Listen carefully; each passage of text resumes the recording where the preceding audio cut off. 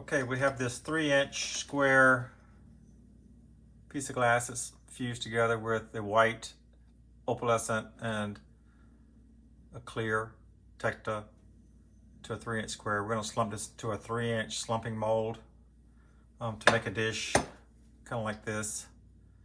You see the curve to it. I brought this one out since this was kind of a rainbow pattern colored frits. We have a stencil that spells out love, and we're going to place it over the glass, and we're going to use these rainbow colors of frits and try to spell out the word in kind of a rainbow pattern. So I thought that would be kind of neat. So we're going to just wipe this pattern off just a little bit and place it, center it as best I can. I'm going to get my little picker tool here and just lay it down just to kind of hold the stencil down flat, and just start applying the frit. Start with the red. I want to go kind of thick so it shows it really good. We're going to overlap these a little bit so get a complete fill on the pattern.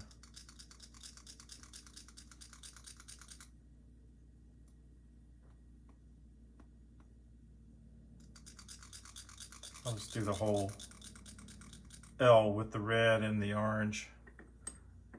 I'll go back and fill in some spaces that might be a little thin, or if I overlap too much. It's okay, it's going to mix together and be okay. The O, I'm going to start with the one side, the sunflower yellow, and the other side with the spring green.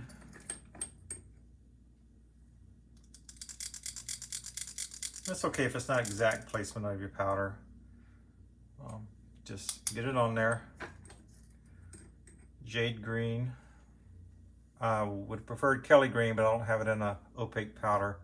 So we're gonna go with this jade, which looks fine. That's what this color here is. This is jade green. So that's red, orange, sunflower, jade, spring green, jade green, cobalt blue, and the violet striker there on the end.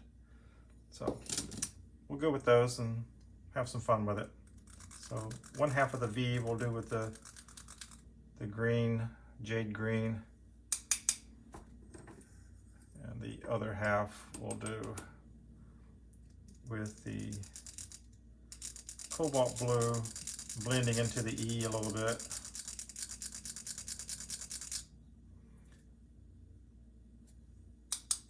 And then we'll finish off the E with the violet.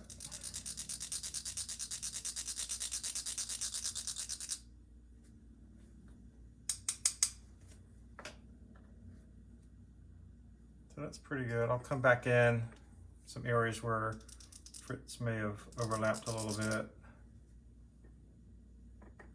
where I think I need a little bit more color.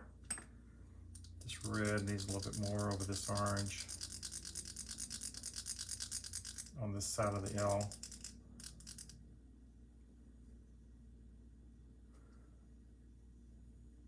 I think I need a little bit more blue on the V.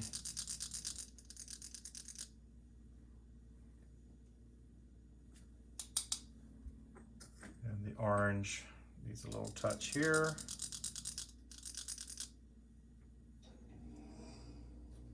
And maybe a touch more of the yellow sunflower.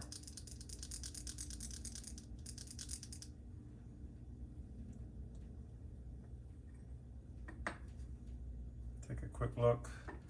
There's a little thin spot on the V with the green. I'll fill that in. I know it's hard to see, but I can kind of see it better than you'll be able to on camera, but hopefully it'll turn out good. I'll get a little bit more of the red on the L. There's a little spot there on the end. It's kind of thin.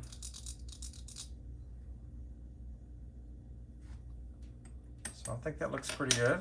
We'll lift this tool off that's been holding my pattern down. Let's get a finger on each side and just try to grab it and lift straight up slowly. Just move it to the side. And there you go.